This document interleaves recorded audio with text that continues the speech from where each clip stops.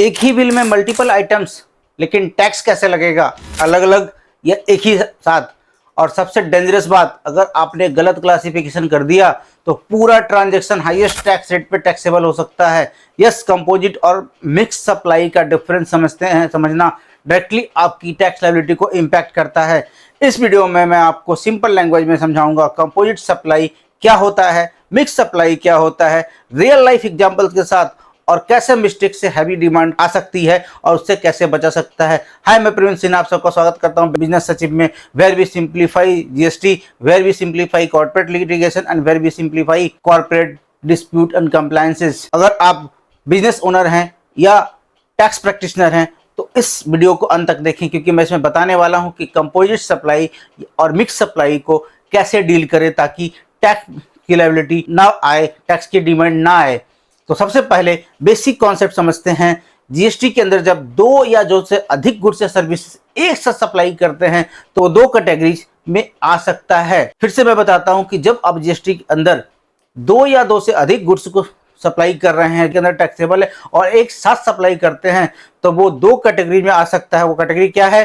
Composite supply या mix supply. और यही कंफ्यूजन क्रिएट करता है क्योंकि दोनों में मल्टीपल आइटम होते हैं but tax treatment completely different होता है। चलिए पहले कंपोजिट सप्लाई समझते हैं कि कंपोजिट सप्लाई क्या है। और समझने के पहले मैं बताता हूं कि कंपोजिट सप्लाई और मिक्स सप्लाई का डिफरेंस अगर आपको समझ में नहीं आया और आपने अपनी इनवॉइसिंग रेज कर दी, अपनी इनवॉइस रेज करके टैक्स पेमेंट कर दिया है, तो जब 2 या 3 साल बाद या 2 साल बाद आपकी जब स्क्रूटनी होगी, जब आपका असेसमेंट होगा, तब वहां पे डिपार्टमेंट आपके गुड्स सप्लाइड गुड्स को क्लासिफाई करेगा। जहां 5% पे आपने टैक्स जमा किया है उसको डिपार्टमेंट 18% में निकाल सकता है। खुद ही समझिए कितनी बड़ी जीएसटी डिमांड आ सकती है, वो भी इंटरेस्ट और पेनल्टी के साथ। तो अगर आप कंपोजिट सप्लाई और मिक्स सप्लाई को प्रॉपर तरीके से नहीं समझे हैं, प्रॉपर तरीके से उसको क्लासिफाई नहीं किया है अपने रिटर्न्स में, तो ये आपके लिए बहुत बड़ा डेंजरस साबित होगा और बहुत बड़ा फाइनेंशियल स्ट्रेस बन जाएगा आपके लिए। चलिए हम सबसे पहले कंपोजिट सप्लाई समझते हैं। जब 2 या 2 से अधिक सप्लाई नेचुरली बंडल होता है और एक ही में सप्लाई होता है तो उसे बोलते हैं कंपोजिट सप्लाई। चलिए एक एग्जांपल से समझते हैं कि आप मोबाइल फोन बेचते हैं, तो आप देखिए मोबाइल फोन के साथ साथ आप चार्जर भी बेचते हैं। तो क्या बिना चार्जर के मोबाइल सेल हो सकती है? Mobile and charger is complementary to each other, एक दूसरे से कनेक्टेड है। अगर एक को छोड़ के दूसरे को सेल कर दें तो उसका सेल नहीं होगा, बहुत कम लोग खरीदना चाहेंगे, नेचुरली सेल होगा ही नहीं। तो अगर फोन के साथ साथ चार्जर भी सेल करते हैं तो टेक्निकली फोन पे अलग जीएसटी चार्ज होना चाहिए और चार्जर होता है उस पर अलग जीएसटी लगता है, लेकिन नहीं, ये एक साथ सप्लाई होता है। तो this will be called as a composite supply, जो नेचुरली एक साथ ही सेल हो सकते हैं। तो टैक्स सिर्फ मोबाइल फोन पे लगेगा, चार्जर पे नहीं लगेगा। चलिए एक और एग्जांपल लेते हैं जो सबने अवेल किया होगा और सबने देखा होगा। ये एग्जांपल है होटल रूम्स का। जब हम होटल रूम्स लेते हैं तो उसके साथ साथ हमें ब्रेकफास्ट भी मिलता है। तो क्या जीएसटी के पॉइंट ऑफ व्यू से होटल रूम के अकोमोडेशन पे जीएसटी का रेट अलग होता है और ब्रेकफास्ट पे खाने पे जीएसटी का रेट अलग होता है?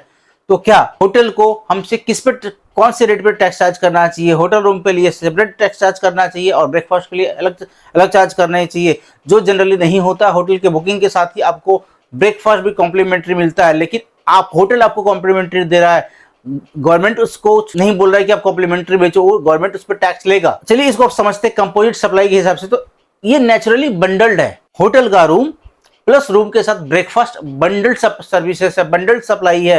तो ये कंपोजिट सप्लाई में आएगा और टैक्स किस पे लगेगा? रूम रेट के अकोमोडेशन पे, रूम के अकोमोडेशन पे जो जीएसटी का रेट है वो लगेगा। की पॉइंट याद रखने वाली बात इसमें कि कंपोजिट सप्लाई में जब भी सप्लाई होती है तो बंडल सप्लाई होता है और प्रिंसिपल सप्लाई होता है, जहां एक सप्लाई दूसरे पे डिपेंडेंट होता है। एक मैं और एग्जांपल आपको देता हूं कंपोजिट सप्लाई का। आप कुरियर जब करते हैं तो क्या, जब कुरियर करते हैं तो कुरियर वालों को कुरियर भेजने के साथ साथ ट्रांसपोर्टेशन का भी पेमेंट करते हैं, पैकिंग का भी पेमेंट करते हैं? नहीं। डिलीवरी का भी पेमेंट करते हैं? नहीं, हम सिर्फ कुरियर सर्विस का पेमेंट करते हैं। तो एक ऐसा सर्विस जिसमें 3-4 सर्विसेज बंडल होते हैं, packing services, transportation services, delivery services, इन तीनों सर्विसेज को बंडल सर्विस लेते हैं क्योंकि तीनों सर्विसेज एक दूसरे से जुड़ा हुआ है। अगर ट्रांसपोर्टेशन को हटा दे तो कुरियर पहुंचेगा नहीं, डिलीवरी को हटा देंगे तो कुरियर डिलीवर होगा नहीं। तो this is the bundle service, naturally bundle. तो इसको एक प्रिंसिपल सप्लाई कहते हैं कि courier is the principal supply. तो टैक्स इस पे लगेगा, प्रिंसिपल सप्लाई पे लगेगा, कुरियर चार्जेस पे लगेगा। ऐसा नहीं होगा कि आप पे पैकिंग चार्जेस पे अलग टैक्स लग रहा है, ट्रांसपोर्टेशन पे अलग टैक्स लग रहा है और डिलीवरी बॉय के ऊपर के सर्विसेज के ऊपर अलग टैक्स लग रहा है। तो ये तीनों सर्विसेज नेचुरली बंडल्ड है और प्रिंसिपल सप्लाई क्या है? Courier service. This will be called a composite supply. I hope आप कंपोजिट सप्लाई पूरी तरीके से समझ गए हैं। अब मैं आता हूं मिक्स सप्लाई। अब समझते हैं कि मिक्स सप्लाई क्या होता है और मिक्स सप्लाई में हम क्या करते हैं। तो जब मल्टीपल आइटम एक साथ दिए जाते हैं बट वो नेचुरली बंडल नहीं होते हैं तो इसे हम कहते हैं मिक्स सप्लाई। जब मैं किसी चीज को अलग अलग चीज को एक साथ करके बंडल करके बेचता हूं तो उसको कहते हैं मिक्स सप्लाई। मैं एग्जांपल के तौर पे बताता हूं, दिवाली गिफ्ट हैम्पर। अगर एक दिवाली गिफ्ट हैम्पर अब मार्केट से खरीदने जाए तो दिवाली गिफ्ट हैम्पर में क्या होता है कि दिवाली गिफ्ट हैम्पर में चॉकलेट, आपको चॉकलेट के साथ ड्राई फ्रूट भी मिलते हैं, ड्राई फ्रूट के साथ आपको कुछ और भी आइटम मिलते हैं। तो इसको कहते हैं मिक्स सप्लाई। तो अलग अलग आइटम्स को एक साथ जोड़ के बेचना को हम मिक्स सप्लाई बोलते हैं। तो इसमें क्या होता है कि इसमें जो टैक्स जो लगता है, इसमें टैक्स जो मिक्स 3-4 आइटम को मिला के आपने जो बंडल बनाया है, 3-4 आइटम को मिला के जो गिफ्ट हैम्पर बनाया, उस पे जो हाईएस्ट रेट होगा, मान लीजिए ड्राई फ्रूट है, उस पर ड्राई फ्रूट, चॉकलेट और जूस हम एक साथ बेच रहे हैं तो सबसे ज्यादा जीएसटी का टैक्स रेट ड्राई फ्रूट पे है। तो उस पूरे आइटम पे जो वैल्यू बनेगी उस पर मैक्सिमम टैक्स रेट चार्ज होगा। तो इसको हम मिक्स सप्लाई करते हैं। तो आप सोचिए कि कितना बारीक सा डिफरेंस है कंपोजिट सप्लाई और मिक्स सप्लाई में। लेकिन इसका अगर क्लासिफिकेशन करने में, टैक्सेबिलिटी में, चार्जेबिलिटी में गलती होती है तो टैक्स डिमांड कितना ह्यूज हो सकता है। मान लीजिए आपने मिक्स सप्लाई को कंपोजिट सप्लाई समझ के बेच दिया और आपने टैक्स जमा कर दिया, से फॉर एग्जांपल 5% पे आपने कंपोजिट सप्लाई जमा कर दिया। लेकिन जब आपका स्क्रूटनी और आपका असेसमेंट हो रहा है तो डिपार्टमेंटल ऑफिसर, जीएसटी ऑफिसर क्या करते हैं, ये बोलते भाई आपने जो सप्लाई किया है कंपोजिट सप्लाई के तहत, ये कंपोजिट सप्लाई नहीं है, ये मिक्स सप्लाई है। तो मैं इस पे जो टैक्स निकालूंगा वो हाईएस्ट रेट पे निकालूंगा। तो सोचिए 5% की टैक्स रेट पे जो आपने टैक्स जमा किया, अब आपका टैक्स 18% हो गया, मतलब बीच का मार्जिन 13% हो गया। मतलब आपने 10 लाख रुपए का माल सेल किया, उस पर 5% के हिसाब से टैक्स जमा किया, तो अभी आपको 13% और टैक्स जमा करना है। और 13% पे सिर्फ टैक्स नहीं, इंटरेस्ट के साथ पेनल्टी भी लगेगी। तो सिनेरियो को समझिए कि अगर छोटी सी मिस्टेक्स होने पे ये कितना बड़ा डेंट दे सकती है।